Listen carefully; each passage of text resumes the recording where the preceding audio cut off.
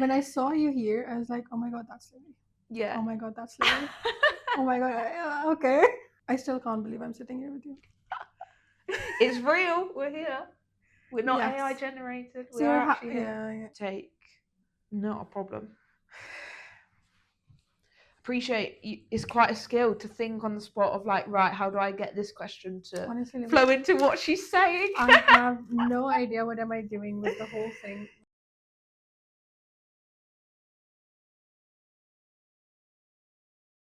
So, before marketing, what were you doing? Where were you? Explain the whole thing to me. What was the 16-year-old Livi doing? So, 16-year-old Livi actually didn't really know a whole lot about marketing or even that she was going to end up here, to be honest. At 16, I actually wanted to be a graphic designer. So when I picked my A levels, I knew that that was the one topic that I was going to pick. And my school said, "Oh, we're not going to offer it." So I said, "Well, I'm going to leave." And I, talking about chaos and just keeping it real, literally went home to my mum that night and I was like, "Mum, there's an open day happening basically right now. Can we go?" And she was like, "What?" I was like, I can't go to the school because they're not offering graphic design." So yeah, I didn't plan to end up in marketing. I think a lot of people that end up in marketing didn't plan it. No. So yeah, dreaming of graphic design. I still do a lot of that now. Through a lot of the content creation side of things. But yeah, definitely not dreaming where I am now. Yeah, we all get into marketing face first down. From first falling. Yeah. I know. So you did your internship in graphic design. Yeah, so my A levels were graphic design, fine art, and business. So the college that I went to meant I could do 2 creative subjects, which was great for me. So yeah, not anything formal in marketing until slightly later on in my career. All right. So when did the formal things in marketing start happening? So originally, like I said, I fell into marketing. So I graduated. So I went to university for graphic communication and illustration. And I looked at jobs in that, but I also looked at jobs in marketing. So in my final year of uni, I didn't do a dissertation. I do what's called an industry report. Oh, that's nice. And an industry report basically is you figuring out what the industry's like and where you might fit. So I figured out some marketing things from that, seeing that graphic design isn't just this one little circle, actually it can expand to so many different jobs. So then I was applying to various different things. I worked at a university for a number of years in the sports marketing department, and whilst I was there, I thought, okay, I've fallen into marketing. I should probably do some sort of formal qualification to prove that I actually know what I'm talking about. So I did my Chartered Institute of Marketing in digital marketing level 4 during the whole COVID lockdown time. So yeah, that was my one and only sort of formal training in marketing, I guess. Did you do it online, all of it?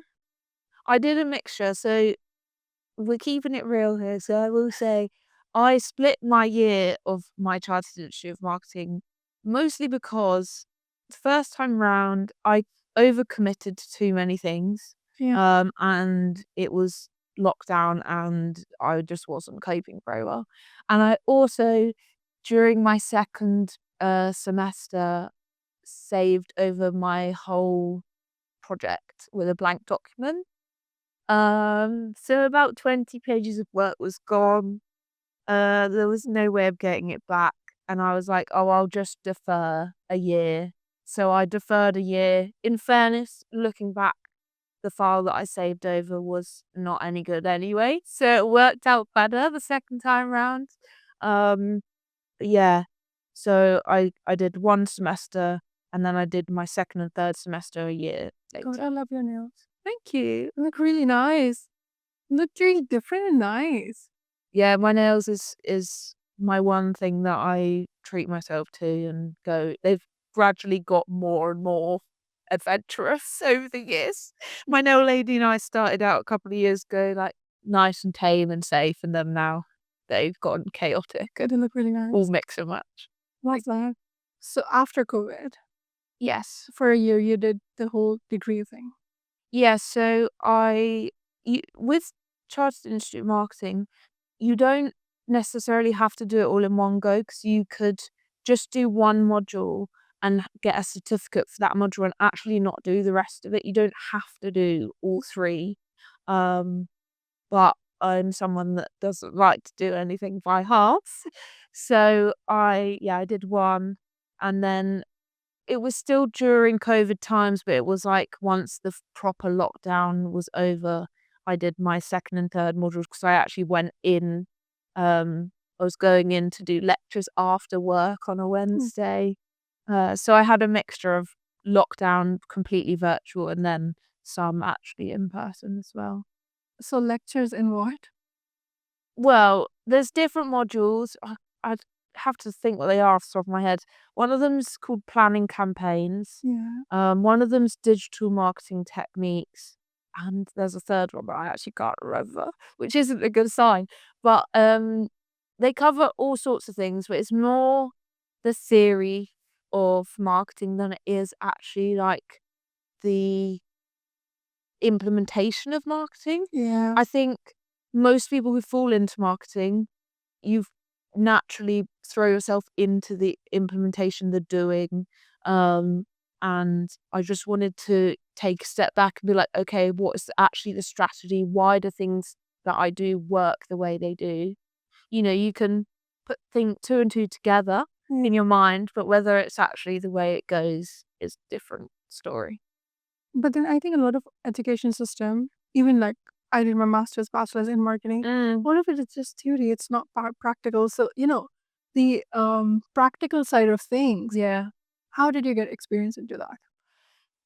Well, practical side of things, I come from a design background, so that I actually find I thought that would be more common than it is. I actually find that most people who fall into marketing don't come from any sort of design background. Yeah. Um, so for me, that put me at an advantage in terms of content creation.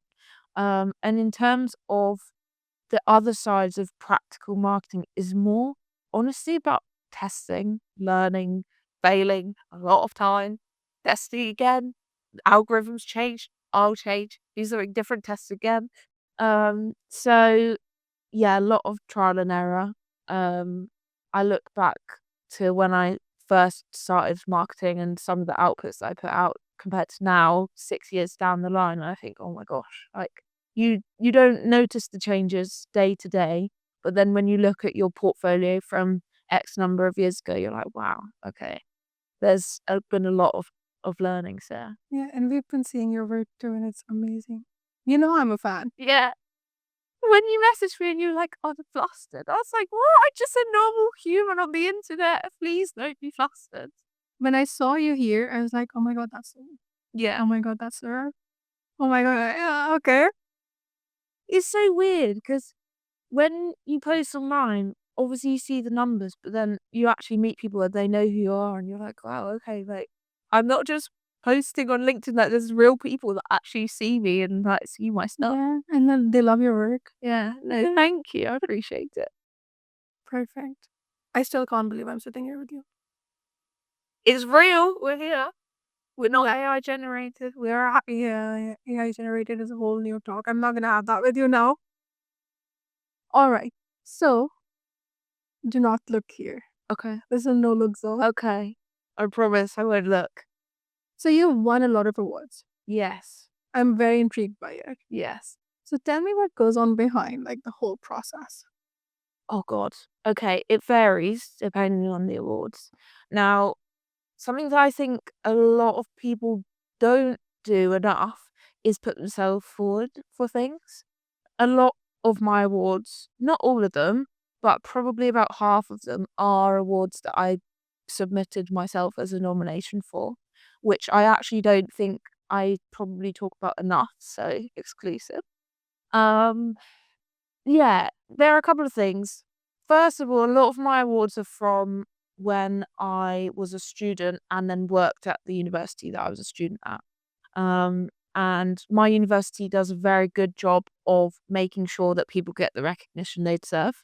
Um, it's a university that runs pretty much with student voluntary input. It wouldn't run without it in a lot of senses. So yeah, some of my awards are from them. And I was on the dance committee as the media rep. So that's sort of where it started. And a lot of the awards there are based on your peers submitting you or your club being submitted on behalf of your role. So, for example, one of the awards is Media and Marketing Club of the Year, which technically isn't my name, but it was my role Yeah. on behalf of the club. So that's where it sort of started. And then when I worked at the university, I submitted awards to BUCS, which is British University and Colleges Sport. And they're like all universities across the UK submitted the work that I'd been doing on behalf of the university. So again, the award doesn't say Livi Arnold, the award says Loughborough University. Um, and I think those two awards, neither of them actually we won, but we were in the 3 or 4 university shortlist. And I think that's something that people don't do enough is promoting, like getting into a shortlist is still a massive achievement. To say out of all the universities in the UK we were shortlisted is amazing, even if you don't win. Um, and then some of my more recent awards are individual awards, and I submitted myself for a fair few of those. Um, you know, you can't wait for people to do it for you. So yeah, the process looks different depending on the award. The most recent ones is reading through what the application criteria are, um, making sure that I really maximize whatever I'm given, whether it's a word count, a document, number of submissions, um, and praying and hoping for the best. Do you have like all of your awards at home? I do have my trophies. Not all of the awards come with trophies, so I've not got like a big Yeah. display or anything. But I do take pride in my work, You should. and they're all silver, which is my color, so they're up in my room. You should hold all of them together and post a picture. Yeah. No, I actually do have a few pictures like that. I took them at Candid Studios for my portfolio. Yeah. And again, it's another way of saying, look, I achieved this and I'm going to shout about it. You didn't just submit the award. Once you've won or you've been shortlisted, there's still work to do to push it out there and let people know about it. Yeah. Yeah. So apart from the awards, right? Yes. A lot of I had to give up something in order for me to come into marketing and do all of this. What did you have to give up? Ooh. I think the first thing that comes to my mind when I talk about what did I have to give up is probably ego. And that sounds contradictory because we've just talked about like making sure you promote yourselves and submit yourself for awards. But I think if you want to be really good at marketing, you have to not be afraid to fail. You have to be willing to test something and it completely flop, and you just know that that doesn't mean anything about you, and see it more from a logic point of view of, okay, it didn't work. Did it work? Did it not work because of cultural reasons or because of the algorithm or whatever the external influence is? Um, there's still some level of self-reflection of, okay, what can I do that's in my control to make it better? But I think you do have to let go of this precision to be like, yes, everything's going to be perfect every time. Every post is going to do amazing. Because it takes a long time To to build get that. to a point where most posts deliver. And I say most because you'd never get to a point where every post delivers. I get that. I get that. So when you started working in marketing, were you in social media? Did you do social media? Yeah, so I did social media as when I joined as an intern, my very first role, I technically wasn't called like a social media manager. I've actually never been called a social media manager officially. I've always been some sort of comms or marketing title. Yeah, I was classic where the intern is running the social media. They've come a long way with that team since then. But yeah, I was doing social predominantly, as well as other bits and bobs as well. When did you know like social was your trend, your thing? Because I I see your post about trends, and you get the trends like this.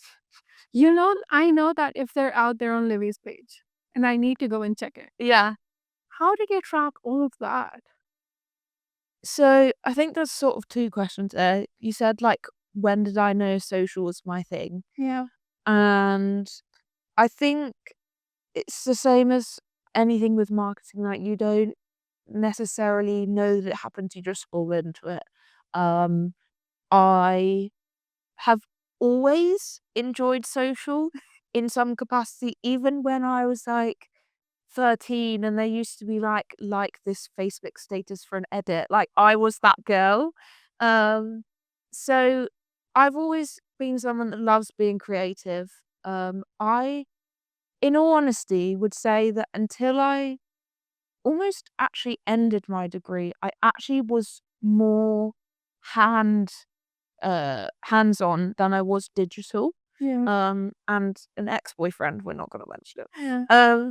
really pushed me at the time to say, "You need to, like, really push your digital work," and I remember being like, "Oh, not sure, not sure." So, I'd say during that transition of uni, I definitely expanded on what I was already doing digitally, and yeah, fell into social professionally. And then in terms of seeing myself as like the trans person, it's quite a recent thing. Yeah. Um, I've been posting on LinkedIn on my personal profile since November 2023, so coming up on 2 years. And I only really started actually talking about trends probably 4 or 5 months ago. Yeah. It's become a big part of like my identity on there, but I think, you pivot, you shift with what's working, what feels natural to you. And I'd hit a bit of a slump and it was something that I've always enjoyed. Yeah. And I thought, why not actually just start talking about it? Yeah. What was that moment that you thought that, you know what, social is my thing? I don't know if there's one moment. I think things like when you say, "Oh, I'm really flattered, like, it's so nice to actually meet you or talk to you." Moments like that have recently really hit home of like, "Oh, I actually, like, have a presence." I went back to my university and presented an award for the Media Marketing and Comms Volunteer of the Year, and I sat on a table with people that I didn't know at all, and I said to the girl opposite, I said, "Oh, who are you? What do you do?" She explained, and then she looked at me, and she looked really a bit funny, like Yeah. I was like, "Oh, what's going on?" And she was like, "Are you Livi Arnold?" I was like, "Yeah," and she was like, "Oh, I know you from LinkedIn," and I think that for me was like a, wow, like, people that I don't know who I am. Um, obviously people like us, I've seen your stuff online and I know who you are. So when we message back and forth, it's like, oh, okay, we sort of know each other, Yeah. even though we don't. And I have a fair few of friends like that, but actually meeting someone who I had no concept who they were at all, and they knew who I was, like, that was probably a moment of like, oh, wow, okay. I'm actually known for social media and LinkedIn. You are. You are. Come on. All right. So we're gonna talk about trust now. Okay. Yeah. So you've led campaigns, right? Yes. For brands, for the university. Yeah. What was the last time? Because and you are really good at what you do. Thank you. You are. You really are. Stop it, I'm blushing. So, what was the last? Because you give brands, people, campaigns visibility, right? What was the last time that you felt visible enough as a person? Wasn't what, sorry? When was the last time that you felt visible enough as a person? Visible enough. Yeah. Not your work, just you as Louis. God, that is a deep question we're going into it there. That I felt visible as a person. I think when you meet people face to face, you know, I I'm the biggest advocate for LinkedIn. Like I love it. I love connecting with people, but a w even not necessarily face to face, but a one-to-one or a smaller setting, I think. I've had a couple of virtual coffees with other creators. I have been to various networking events, and some people I've met just by being there, and some people I've actually said, "Oh, are you going as well? Like, let's actually meet for the first time." And I think when people talk to you in real life, that's when they see the real you. Yeah. And a lot of marketing people talk about trends and various things happening in the industry, but when you actually meet face to face, you can just talk about yourself a little Yeah. bit. So, yeah, I think that for me is definitely when I feel weirdly more visible than when X number of people are I seeing get my content yeah, online. I get that. So as like a creator or a marketer, it is really difficult because you just discussed that you go to networking events or Yeah. have like virtual coffee and all of that. Mm. Do you think that all of that combined, because burnout is a really big topic going on right Yes. now, do you think all of that combined creates the burnout? Burnout is a thing that I could do an entire hour talking about. I've been through it myself a number of times. I think burnout comes from it depends on the person, right? But as an industry, as a general rule, social is or feels like there's a pressure to be an always on. There's always more you can do. There's always another post you can put out. There's always another a brand account that you should be following. There's always another thing that you can be doing or skill you can be learning. And I think that pressure is probably what leads to the burnout of feeling like you have to do everything. And I think I've talked about this a handful of times before, but knowing what works, but also what you enjoy. Yeah. And just because you're good at something doesn't mean it's right for you. Um, and this is still a lesson that I'm still learning and trying to put into practice. Um, but yeah, like, yes, I post on LinkedIn and I do the occasional Instagram post, but I'm not on various other channels. I've never been on Threads. I'm not someone that's trying out all of the latest tools. Like I love Adobe. I'm an Adobe stan, but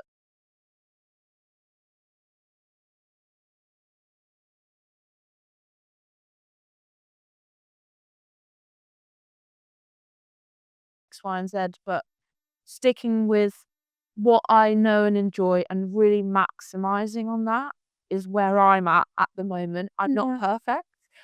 Last August, I didn't post on LinkedIn at all. And when I came back, I did a massive series about burnout. Yeah. Um, Brother. because yeah, it happens to the best of us. Do you think it's because we've spoken about being on so many platforms Yeah. as a marketer, having so many tools Mm, to work with? mm. Do you think it's all of that combined? I think there's sometimes the illusion that tools will fix things. And the more tools you have, the better you're going to be. And I actually think sometimes it's about taking a step back and going, right, where am I at and what tools do I have now? How do I maximize what I'm already doing rather than always trying to do something new? And that's not just with tools, it's with content. I did a webinar recently about repurposing and taking stuff you've already put time into and repurposing it in new ways, in new formats is another way of, okay, how do I take what I've got and maximize it? And then there might be a time, like I said, I've only just started talking about trends in the last 6 months, Yeah. where you hit a point of, okay, I've really maximized everything I feel like I can at where I'm at. what's the next step, what brings me joy, and lead with that, and then maximize on that, and it keeps the fun in it, I think. Yeah, and reduces the burnout in it. Yeah, I mean, anything to reduce the burnout, I'm willing to try, so. Yeah, and I think you can track the things that overwhelm you because this industry is overwhelming. Yeah. We're talking about the industry being overwhelming. You don't have to do everything all the time. Yes. You can choose what to do and what not to do, or what Yeah. to learn late. Burnout and what you can do with your tools and your resources is completely different per person. Like, what you see of what people post online is only a snippet of their life. Like, I actually talked about this in my webinar. Some people posting once a week is a big chore for them because they've got other responsibilities. Maybe people have got kids or they're a carer. Like, for me, I live at home with my parents still. I mean, I'm trying to move out, but I live at home with my parents. I don't have any kids. I don't have any major responsibilities in that sense. And when I say to people, "Oh, I post at least 5 times a week," people are like, "Oh my God, how do you do that?" But for me, that's significantly easier to do without burning out than someone who has significantly more other responsibilities. So I think the burnout sometimes comes from the comparison as well, Yeah. of like, "Oh, well, I need to be posting 5 times because Livy's posting 5 times." Yeah. And it's not always that way. Um, and sometimes there'll be someone who's got 1,000 followers on LinkedIn, but they've got 100K on Instagram, but I've only got 1,000 on Instagram and 25 on LinkedIn. You don't ever see the full picture. And I think that's where you have to start, of like giving yourself some grace and actually seeing where you are and what works for you. When was the last time you gave yourself some grace? I think I do it on the regular. Sometimes you think something you post is gonna do really well. I think this is everyone who works in marketing knows the things that you put so much effort into sometimes completely flop. And the other way around, sometimes the thing that was an off the cuff thought turns out to be like the most viral thing that you've had in 6 months, and you're like, what the hell? So I think it's something that you have to practice every day, every week, of letting go, giving yourself grace, and taking rest. Like last week, on Thursday, Friday, booked annual leave from work because I actually do have a full-time 9 to 5 as well. Um, and life's just been a lot in a good way. There's been so much stuff on, so many opportunities. But I was like, right, I need to grant myself some grace. And in all fairness, my mum pushed me to do this, so I can't take all the credit. But I took 2 days not to do anything fun, not to go to an event, but literally just to have a grace period, have some proper rest, actually tick off some life admin things that were stressing me out on top of having a 9 to 5, and just being like, it's okay to actually step away and take some private time for myself. So yeah, probably last week is like the major one, but day in, day out. Yeah, I think we should do that more often, honestly. Everybody should do it more often. Yeah. I recently read this comment on LinkedIn that once a week, just do your own self care. Just not work. And this was especially directed towards the creators and the marketeers because we tend to push ourselves quite a bit. Yeah, and I think the idea of going, you think you'll be more productive, and actually sometimes taking the rest is when your best idea comes to you, or you come back and you have are way more productive. That was me this week on Monday. I was like, "My God, what am I doing? I've done so much work." Yeah.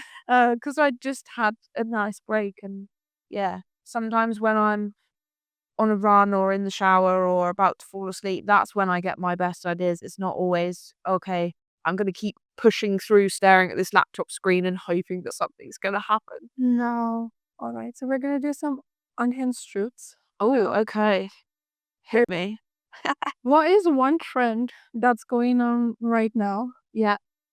that you hate? Absolutely hate. Oh, I don't know that I hate trends necessarily.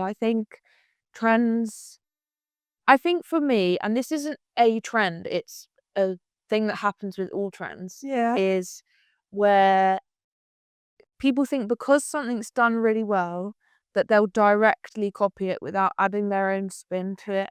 So, for example, sounds that go really viral, like everyone knows the jet to holiday sound at the moment. And if you take it and don't adapt it to your brand or your personality and add your own spin on it, I think that's when it gets repetitive and it gets boring. But to be honest, I have curated my algorithm in a way that I just love most of the things that I see. So it's not often that I come across something and I think, oh, I actually hate that. Yeah. Okay, so this is off here, like completely, and this has happened really recently. So you're the first person I'm doing this after that. What do you think about the whole Coldplay moment, viral moment that happened? Do you think, did you jump on it? I didn't. And I think this is something that I take pride in every marketing role that I've done in my career is standing for, you know, equality, inclusion, etc. And I think part of that is having a moral compass. And I think there's certain trends that you can get away with, but I think for me, you know, it's real people, it's real families involved, it's already gone super viral. For me, I don't want to be someone that adds to that. And I talk about trends a lot, and oh, it's trendy and it's cute and it's aesthetic, but at the end of the day, you have to have that moral compass in everything that you do. And you have to make sure, is it the right trend for my brand?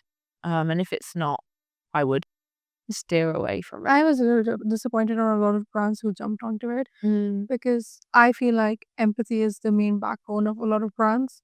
And then if you don't have that for your audience, then you're missing out the whole point. I think. And I think as marketers, like one thing that I always say to anybody, well, who doesn't work in marketing or who does work in marketing, is you have to put yourself in the shoes of your audience.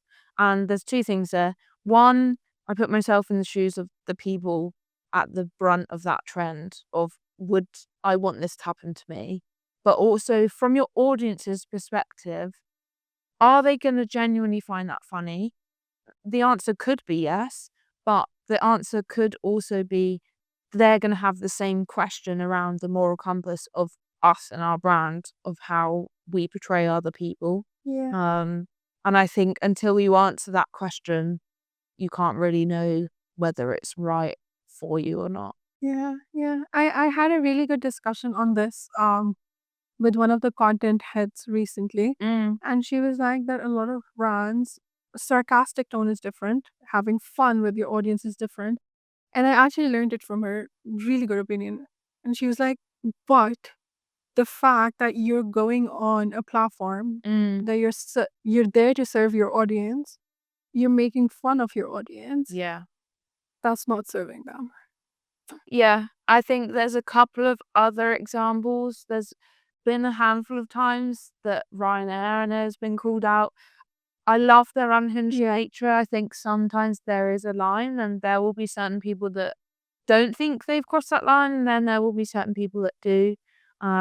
So yeah, understanding what your audience think about it is probably the major piece. And as a social media manager, as a human being, can you live with yourself and be proud of what you do? Pride in your work doesn't just come from having the most viral moment. Pride in your work comes from actively and positively contributing to society and to culture. We can't underestimate in our roles how much power and influence we actually have. And without putting any more undue pressure on us, is something that we have to hold ourselves and our industry accountable to. Yeah, 100%. We're gonna move forward from that, or else I'm gonna go deep to it. We're gonna roll it the abyss. Yeah. So, what's one marketing advice that either you've given or something that has always stayed in your mind since you started the industry and you follow it? Since I started the industry, there's a couple of things. I had a really great mentor. When I worked at Loughborough University, I was part of the women's staff network, and they set up a mentoring program, and they said, right, who would you like to be your mentor? And I thought, I don't know if I'm allowed to swear in this, but I thought, fuck it. I'm just going to put the director of marketing and advancement, literally like the top dog of the whole department across the university. A wonderful, wonderful man called Martin Edwards. And I thought, there's no way that they're going to give me Martin Edwards. So he was like, Martin said yes. I was like, what the hell? So yeah, I did. He was my mentor for a year when I worked there, and some of the pieces of advice he gave me have really stuck with me. Um, One of the ethos of the marketing and advancement department at the university at the time is to create once and repurpose everywhere. Um, it ties in massively to a lot of the themes that I talk about of how do you reduce burnout by repurposing what you've already got. um, I think if anybody's worked in social for a while, they know that typically directly just copying this and putting it across every single channel isn't necessarily what we're talking about there. But taking that one thing and absolutely maximizing it to its full potential, I think, is definitely a piece of advice that's stuck Oh, with me. yeah. Also, just by you telling all of that, and even with like you telling that, you putting yourself up for the awards, or you asking the head of marketing, it's just, I feel like it's the audacity of asking what you want, and then most of the times you're gonna get it. In all honesty, sometimes you just have to be brave and ask. You reached out to me and said, will you come on this episode with me? And I said, yes. Yeah. The worst they can say is no. And sometimes you will get a no, and that's also fine as well. But yeah, having the audacity to ask, sometimes you've got to ask to get. It creates opportunities, even the opportunities that you don't know that Mhm. actually exist. Mm.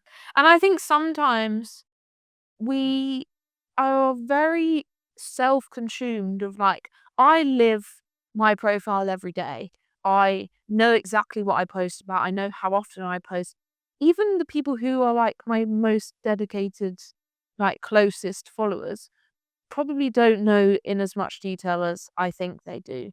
And wider than that, some people might not know who you are, or they might have heard of you, but they don't really know what you do. And they might not know that you're even keen to work with them, or that you've been using that brand or that product or etc. So yeah, put yourself out there. The worst they can say is no. Um, just ask. I love that. I love that. All right. Yeah. And I think with like me asking you on LinkedIn, Mm, absolutely unreal. Unreal. thank you. I think with that, this is not so much talking about brands, but talking about people. Yeah. I think particularly people who have a public presence or a public personal brand, people sometimes put them on a pedestal of like, oh, they're so amazing because they have X number of followers. And actually, all the creators that I've met are just wonderful, lovely human beings. Like, there's a human being behind that profile that's actually probably quite a normal person. Like, okay, yes, I have 25,000 followers. I have a normal 9 to 5 job. I live at home with my parents, you know, like I spend most of my work from home in my comfies and look like I'm dressed in pajamas. So it's not necessarily what you think it is behind the scenes, and just talking to people like humans and treating them how you'd want to be treated. Um, People are often very keen to help. Um, yeah. I Honestly, this whole thing plot is just based on people helping me out. Yeah. I've met some amazing friends through LinkedIn, and I've had a message this week from someone who is also a creator on LinkedIn, said, I've just recommended you for an opportunity because I'm doing this webinar and they've asked me to suggest any creators they know to help promote it. And I said, amazing, I'd love to hear more about it. And, you know, having those conversations and doing things for other people without expecting anything in return, supporting people, showing love. Like, the one of the main reasons that I instantly was so happy to help you is because I have seen you show up for me. You know, you're a regular person that I notice and I say, oh, she's commented on my post, like, let's have a little conversation. And you build almost a level of rapport, even if you've never met anyone. There's so many creators like Alana Mikulev and Jessica Haberland are both girls that I have supported through their channels, but we've messaged on inboxes, and both of them on separate occasions, I've met them at networking events and said, are you going? Oh yeah, we're both going, let's meet. And then you meet and you build a friendship. And when you meet those people, even though I'd never met them before in person, it was like I already knew them and they were my friend. Yeah. So yeah, I think that's another thing that so many people think to build a personal brand online is all about status and money and followers, and it's actually not. Like, for me, the main benefit that I've had from building a personal brand is friendship. Like, I've Yeah. made so many friends. I've met you today, add that one to the list. So yeah, definitely use it for that sort of thing as well. Yeah. Yeah. All right. Okay. It's just about because we're discussing about being online. What is something that people misread about you online? Probably that I have my life together. I think I've touched on it already, but you see awards and ads and posts with X number of likes on it, and I post my pictures from photo shoots, and actually 99% of the time, like I said, I'm at home in my pajamas. If you ask any of my work colleagues, I'm very organized, but if you ask any of my family, they say, like, she's quite messy, Yeah. quite emotional. Like, you know, I'm a normal human being, and as much as I have built a career I love and that I'm really proud of, I still have a lot of work to do and a lot of things to sort out outside of that side of things. But then that messy bits and emotional bits and lazy bits and all of that makes us all human. Yeah. I don't know if they'll ever go away, but yeah, I think it's so easy to misperceive people online as having their shit together. And I think the more creators and friends that I've made through LinkedIn, the more I realize, oh, we're actually all like that. Literally every single one of us. From chaos, because Yeah. it's both chaotic. What is a completely chaotic decision that you've taken that's worked beautifully? See, I'm a mixture of chaos and very strategic planning. Yeah. I would say a lot of chaos comes from like the day to day. You know, you see the finished post at the end, but you don't see like the random scribbled down notes and the brainstorming in my pajamas in bed on a Saturday morning. And, you know, behind the scenes is quite chaotic. And then you get to the end and you're like, oh, there's the nice, organized, shiny piece at the end. I think some things in my career have been chaotic when I take a step back. My first job, when I worked at Loughborough University, I actually got rejected the first time.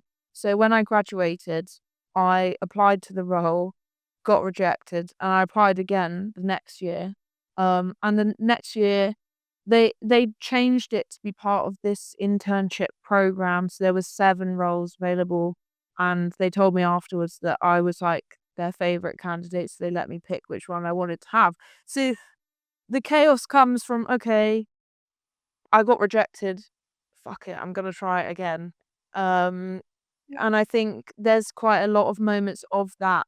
When I joined Women in Data, which is where I'm at now, I didn't necessarily have a plan. The team know this isn't news to them watching.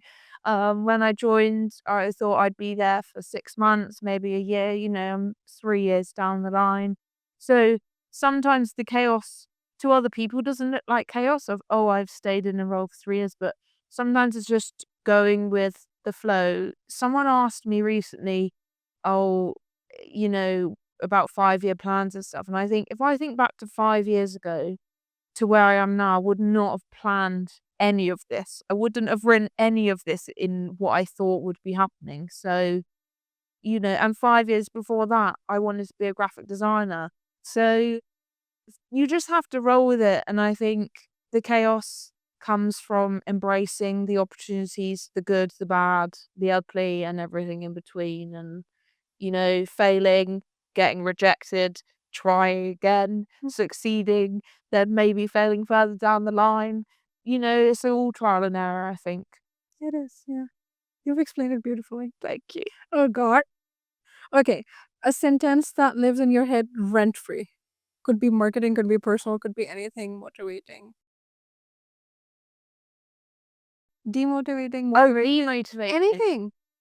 I think the thing that always sticks with me is about like, if you're not gonna do it, why would anybody else do it? Of like, you have to put yourself out there. It's uncomfortable, but the more you do it and the more it actually works, the better you feel about it. And I think, yeah, I don't know what the official quote is, but it's something like, if you aren't willing to, put yourself out there, why would anybody else promote you and give you opportunities? So back yourself, be a bit delusional, um, don't be afraid of failing and try. And then the more it works out, the more confidence you build. People think, this is probably another one, people think to start you have to be confident, but you have to do it the other way around. The confidence comes from starting, Yeah. and doing and seeing and believing it. Yeah, it does. What is the biggest plot twist of your life? Ooh. Biggest plot twist of my life, probably that I didn't become a graphic designer in terms of my career. No, I think there's been loads of plot twists. When I was really little, I wanted to be a dancer and also a florist and an author at the same time. Um, and then I wanted to be a graphic designer, and then I've worked in marketing, and then I've built a personal brand, and none of those things I necessarily planned for. Like, even building my personal brand, I just randomly started posting one day in November 2023. Like, I couldn't tell you even what date it was, couldn't really tell you what my first post was. I don't even know what my thought process was behind it. I just thought, fuck it, I'm gonna post something. And it's kind of spiraled, and I think a fair few creators are in the same position as me. Um so yeah, I'd say loads of plot twists along the way, each in their own chapter, and planning for a plot twist coming in the next couple of months. That's lovely. Okay.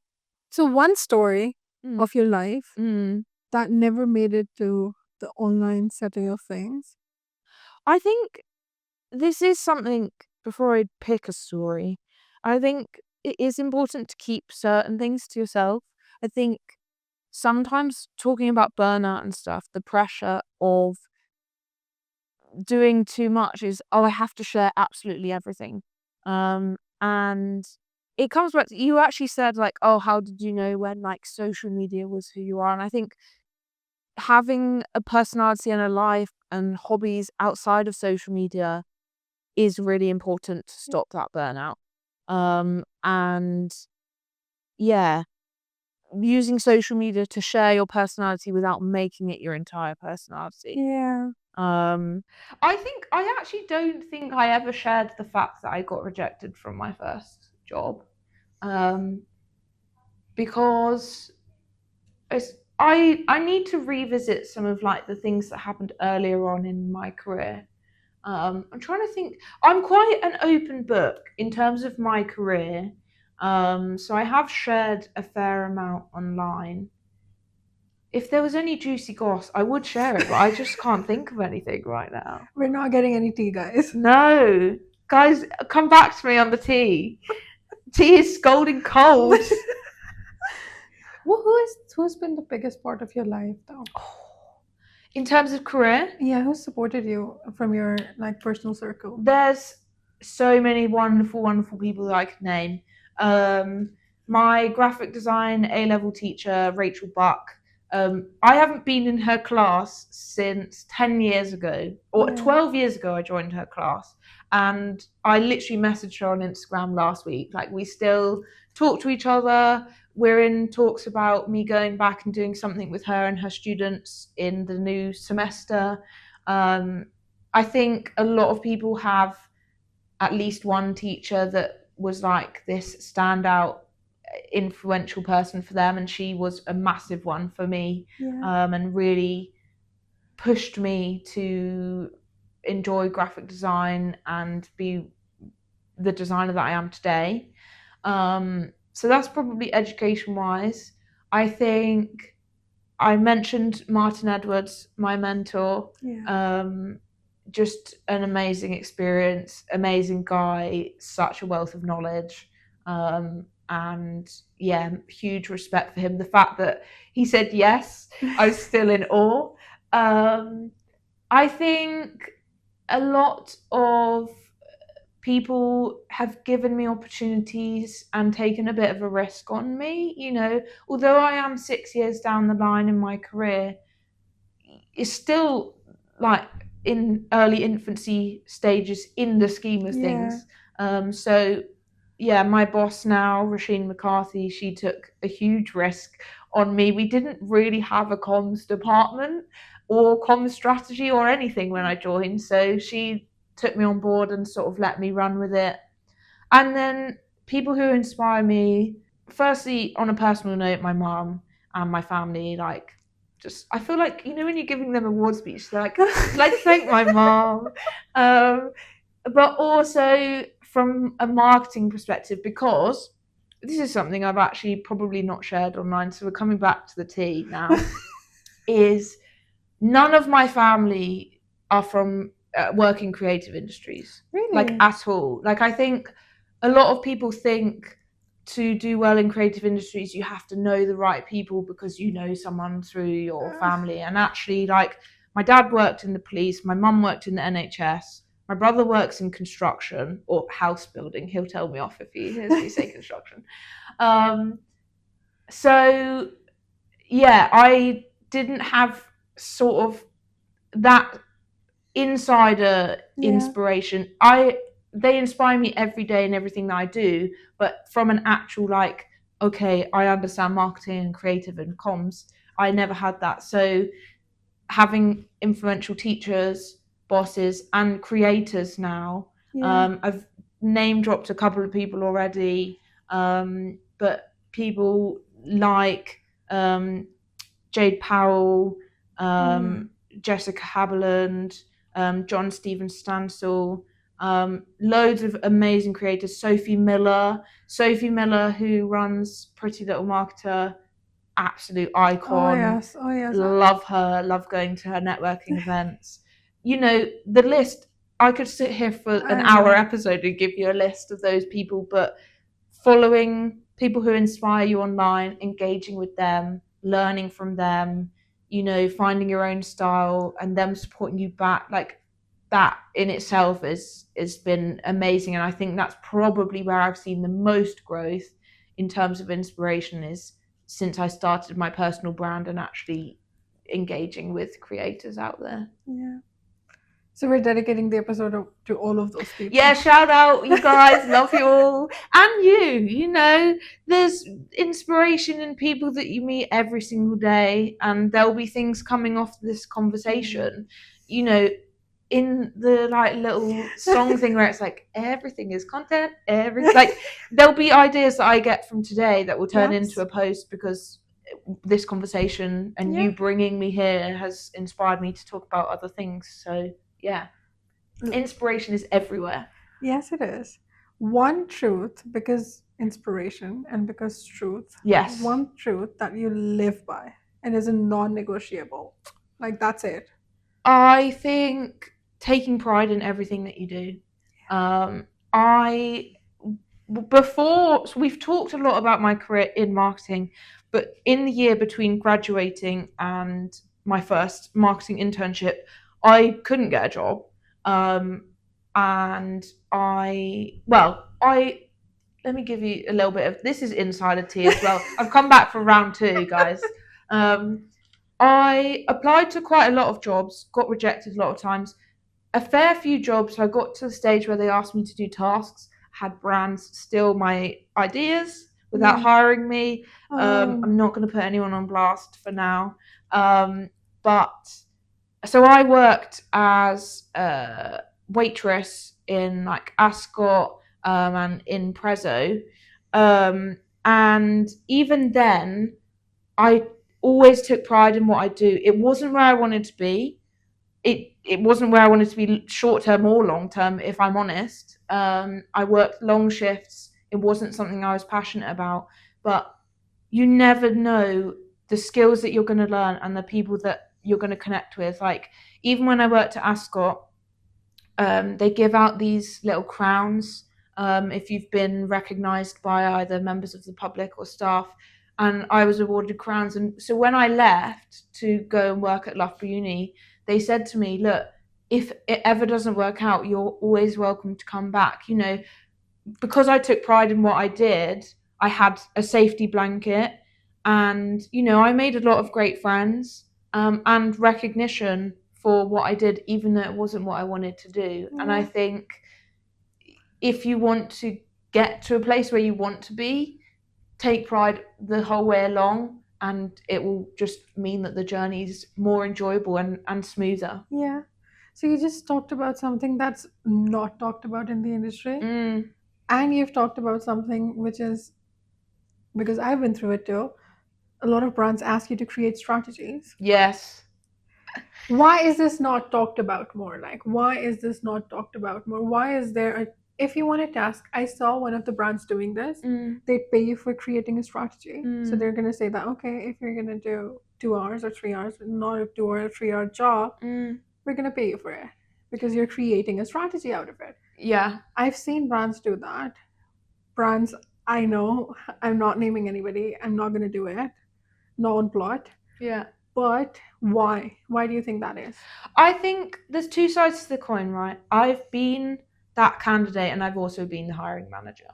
And so I understand that as a hiring manager, it's really important to be able to see how they would fit into your team and their skills. And I'm not totally against tasks. However, something that's really important for me, which I think people don't talk about enough, is people give you tasks and say, right, go away for the week or 3 days and then present to us.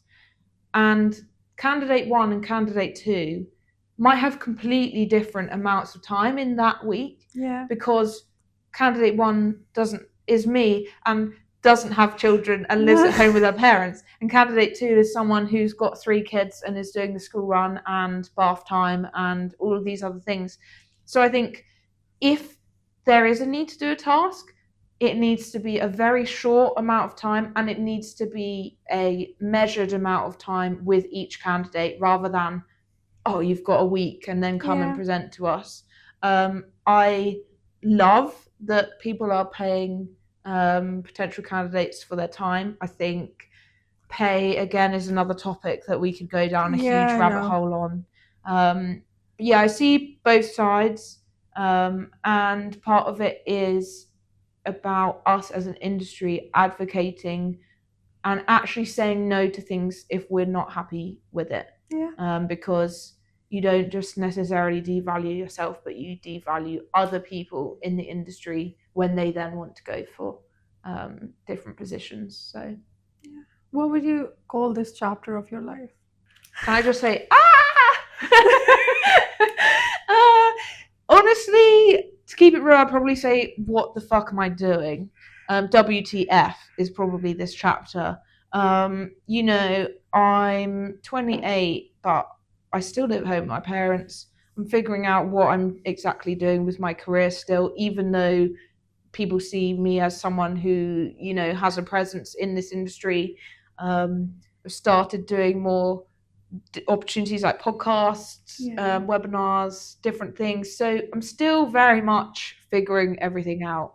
I think anybody who's in their 20s and maybe even 30s and 40s and 50s can relate. It's a very weird and wonderful time. So just embracing it. But WTF is definitely this chapter. Yeah. I'd call this the same one. Yeah. What the fuck am I doing?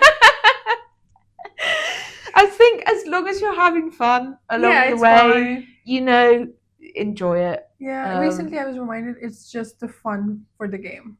Yeah. It's just that if you get too much into results, Yeah. then you lose out the fun Yeah. of the game. Little bit of results here and there, but You'll be fine. enjoy. It's so cliche, but when they say like enjoy the journey, not just the destination, like it really is true. But it's difficult to be in the present. It's really difficult to be there. Yeah. I am here, but I'm also a million. Have 100 other tabs open in your brain. It's not just the laptop, it's our brains. Yeah. We've got 87 tabs on our laptop, in our brain. Yeah. Everywhere. Yeah. All right, so the last question, which is the mic flip. So you ask me anything you want to ask. Like, this is your podcast. So. Oh, I feel like, you know, when you rock up to an interview and you've not prepared a question for the other person. Oh. If you don't want to ask, that's fine. Too. I have a question. Okay.